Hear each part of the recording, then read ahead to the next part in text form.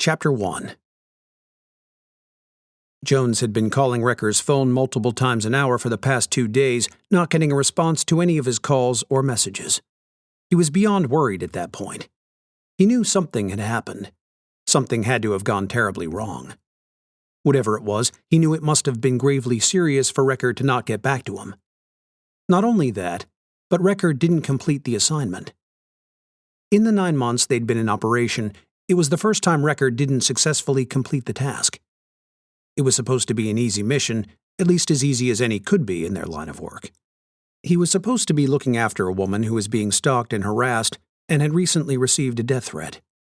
The perpetrator didn't appear to be that serious a threat, at least not for Recker. The man in question had no violent past and didn't seem to own a gun, not one that they could trace anyway. That's why Jones was so perplexed as to why Recker had suddenly gone missing.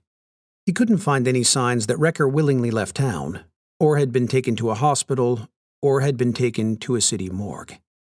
He checked patients recently admitted to hospitals, death notices, and police reports.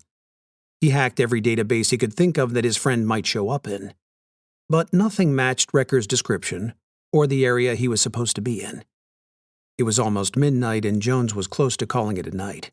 He glanced at his phone again, thinking if he should give it one more try before shutting everything down for the night. He dialed Recker's number again, growing even more worried with each unanswered ring. "Michael, if you get this, please call me," Jones said in his message. "It's been a few days since I've heard from you, and I'm just worried about you." Jones put the phone back in his pocket, knowing his message was likely to go unanswered, just as the previous 20 had. His eyes happened to glance over to Recker's gun cabinet, and a sense of sadness came over him as he started to think about the possible reasons his friend hadn't contacted him. Most of them involved Recker's death. Jones had tried to think positively, and mostly had for the past several days. But now the realization was starting to settle in that Jones had seen him for the last time. Jones shut off the lights and laid on the couch, as he so often did when he was in the middle of a case, so he could get an early start in the morning. When Jones woke up, he decided to retrace his steps, everything he'd done up to that point, just in case he missed or overlooked something. At 9 o'clock, he tried Recker's phone again, not bothering to leave a message this time when it went to voicemail. He put the phone down on the desk, switching his attention back to the computer screen. After a minute of working, he looked back down at the phone, contemplating the one thing he hadn't tried yet. He picked it up and scrolled through the numbers, stopping once he saw the number he was looking for. Part of him wondered why he didn't try it sooner. The other part of him said if Recker wasn't there, he'd be worrying another person unnecessarily. Plus, Mia's apartment wasn't anywhere close to where Recker was assigned that night. Despite his concerns, Jones figured he had to try it, as he was desperate and out of ideas. He dialed Hendrick's number, hoping to get something, maybe even a lead he didn't have before. Maybe Recker had spoken to her about something he wasn't privy to. After the 4th ring, Hendricks picked up. "Hello," she said. "Ms. Hendricks, how are you?" Fine. Do I know you?" "Not directly. I was wondering if you could help me with something." "I'm not helping you with anything until I know who you are," Hendricks scoffed. "My name is unimportant," Jones said. "What is important is a mutual friend of ours." "I'm sure we have no mutual friends," she said. Just as she was about to hang up, Jones said, "Michael Recker." "I don't know anyone by that name," she said. "I'm sorry, you must have the wrong number." Hendricks then hung up, not sure what had just happened. Recker had always told her not to admit to anyone about knowing him, in case his old CIA friends came looking for him. In the event someone did, he instructed her to say that she didn't know him. If they showed her proof, she was to say he used a different name. She was a little scared and shook up by the call, even though she knew the day might, and now had, arrived. A slight grin came over Jones's face, knowing that Recker had taught her well. Though Jones always had his doubts about Recker knowing and trusting her, he always told him she wouldn't be an issue, that she would never give him up. It appeared Recker was right, though Jones was upset that it had come to this for him to finally believe it.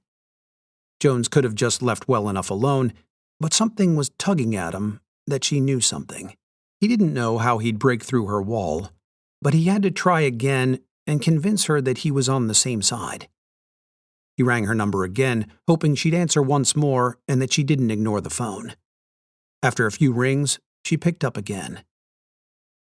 "Miss Hendricks, please don't hang up. It's imperative that I find Michael," he quickly told her. "Why do you assume I know this person?" she said.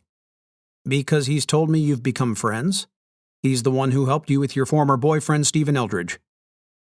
"How could you know that?" "Because I'm the one who assigned him to your case," Jones said. "You're the employer he talks about." "Yes, not that I'm trying to worry you, but I've exhausted all other options. I've been trying to locate him for the past 3 days and it seems he's disappeared. Do you have any idea where he might have gone? Something he mentioned to you in passing? Anything?" "How do I know you're really his employer? How do I know you didn't just find that stuff out somehow? I mean, you could have found that out about me and just assumed he helped." That's an excellent point," Jones said, smiling at her resourcefulness. "Let me think of a way to prove it to you. He's driving a black Ford Explorer. Does that help?" "What's the license plate number?" "FMJ23. Who's it registered to?" she said quickly. "Jason Smith." "That doesn't really prove anything. You could have found that out somehow." "Yes, I suppose I could have. Except I'm the one who bought the truck for him and gave it to him, registering it in that name. Besides all that, you still haven't told me who you are." "That is a predicament in itself. Nobody knows who I am. That's a condition I adhere to be able to do the things I do," he said. "Well, it's been nice talking to you, but I still don't know the guy." "Wait," Jones said hurriedly, sensing he was about to get hung up on again. He assumed he wasn't going to get another chance after this one. "What else can I tell you?" "Name, nickname, anything that would indicate that you really are a friend of his," she said. "Well, there is a nickname he has started calling me." "What is it?" "The Professor," he said reluctantly. "The Professor?" "Yes, I know it sounds silly, but—" "So you really are telling the truth," Hendricks said with a lighter tone to her voice. Recker always told her that if he was missing and someone came looking for him named the Professor, she could trust him. "He's been saying something about," she said, cutting herself off after realizing she said too much. "Miss Hendricks, are you saying that Michael is there with you?" Jones said, picking up on her hint. There was a 30-second silence as Hendricks pondered what to do. In her heart, she knew he was telling the truth. But there was still a small piece of her who wasn't quite sure. But she also knew that she'd just given it away, that he was there with her. "Is Mr. Recker okay?" Jones said. "Please tell me something." Hearing the concern in his voice, Hendricks finally relented, deciding that she could trust him. "Yeah, he's here," she said. "Is he all right? What's going on?" "He's okay now." "Now? What do you mean now? Was he not before?" "He showed up at my door the other night bleeding pretty badly. He'd been shot in the shoulder and was in bad shape. He's been drifting in and out of consciousness ever since. He made me promise not to take him to the hospital, so he's been laying on my couch while I've been taking care of him." "Is he alert now? Will he survive?" "He's sleeping right now. It looks like he'll be okay. I did the best I could with what I have to work with. I'm not exactly set up here for a makeshift emergency room," she answered. "Why didn't he contact me at some point while he was awake? Or if you heard his phone ringing, I've been ringing it constantly the past several days," Jones said. "He doesn't have his phone on him. I don't know what happened to it. He didn't have it when he came. I had no way of contacting you since I didn't know your number." "I understand. Don't do anything. I'll be there in half an hour." "I'm not sure that's the best idea," she said. "Half an hour," he said again. "Okay. Do you need my—" she said, stopping when she realized he hung up already. "My address? I guess not." Just as he told her he would, Jones showed up at Hendricks' apartment 30 minutes later. When Hendricks opened the door and saw him standing there, she realized why Recker called him the Professor. He looked like one to her, too. "I see now why Mike calls you that," she said. "I see the resemblance." "Yes, indeed," Jones said, not necessarily overjoyed with the reference, though it really didn't bother him. "He's over there," Hendricks said, backing up and pointing to the couch. "Thank you." Jones walked past his host and went over to the couch to check on his friend's condition. Jones stood over him for a few minutes, with Mia just watching, making sure he didn't do anything to hurt Wrecker. Though she trusted what Wrecker told her about the professor, there was still a piece inside her that didn't fully trust who he was. He could have been an imposter for all she knew. Or the one who shot Wrecker and came back to finish the job. She knew that was unlikely, and she was just being paranoid or had watched too many thriller movies. She knew it was a 99% certainty that the strange man in her house was the real professor, but it was still in the back of her mind. "Do you expect him to awaken soon?" Jones said. "Probably. He's been sleeping for a while, so yeah, he'll probably wake up soon." "Is the bullet out yet?" "Yeah," Hendricks said. "It's a good thing that I used to work in the ER and it's not my first time doing this sort of thing. Although it is the first time I did it here." "I guess we're fortunate that you're well-versed and experienced." "Yeah, well, he's just lucky he came to me." "I'm quite sure luck had nothing to do with it," Jones said, remembering Wrecker telling him this was one of the reasons he wanted to keep Hendricks close. Though he always understood Wrecker's reasoning, he never fully grasped it until now. He was right in trusting Hendricks. Jones could see that now. He watched her as she tended to Wrecker, seeing the care she had for him. It was unmistakable. Either she was an extremely caring type of nurse, or she had genuine feelings for him. Jones guessed it was a little bit of both. "Have you been with him the whole time?" Jones said. "Day and night." Hendricks pulled a blanket over Wrecker's body up to his chest. "Good thing you've been off from work in order to take care of him." "Would have been if I was." "You haven't gone to work?" "No. I called out for the entire week," she said. "Told them I had a family emergency that I had to deal with." "That's an incredibly kind gesture on your part." "Well, I don't know about that. He's part of the reason I even have my life right now. Without him, who knows what would have happened with Steve. I owed him for that. This is the least I could do." She wiped his forehead with a damp cloth as she spoke. "I can see he's getting the best of care under the circumstances." "Well, like I said, I'm not set up for major emergencies. I keep a box of basic equipment and supplies just in case. I'm doing the best I can for him." "And you've done that." "When he came in, he made me promise that I wouldn't take him anywhere or have someone come look at him. He said if I couldn't fix him up, to just let him go. The biggest issue was the risk of infection and the amount of blood loss he sustained. It looked like he'd been bleeding for quite a while." "Did he happen to say what happened or who shot him?" Jones said. "Hasn't said much of anything. He's been very weak with the amount of blood he lost." Hendricks yawned and rubbed her eyes, the result of not getting much sleep in the few days Wrecker had been in her care. Jones could see that she was exhausted. She had that tired look about her. "You look exhausted," Jones said. Hendricks looked at him and smiled before sitting in a chair. "Yeah, you kind of get used to it in my profession, though. Long hours are part of the deal sometimes. You learn to push through it." "Is there anything I can get you?" "No, I'm okay, thank you, though. It's nice of you to ask," she said, smiling at him again. Jones looked back at Wrecker, not sure what else he could do there.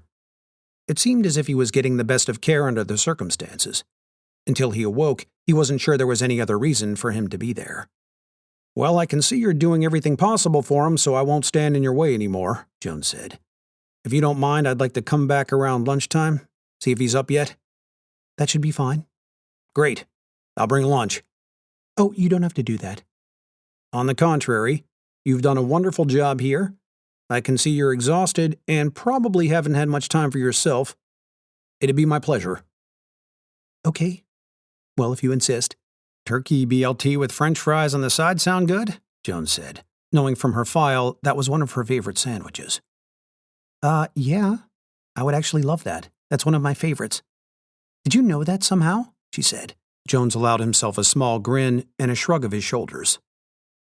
"Just a lucky guess." Jones left the apartment and went back to the office. At least now he felt a small sense of relief. Though they still had to deal with Wrecker's injuries, Jones knew he was alive and would be up and around soon. The bigger issue would be in determining what happened to him, whether getting shot was a mistake or whether Wrecker was targeted somehow. Those would be questions that couldn't be answered until he spoke with Wrecker directly, though.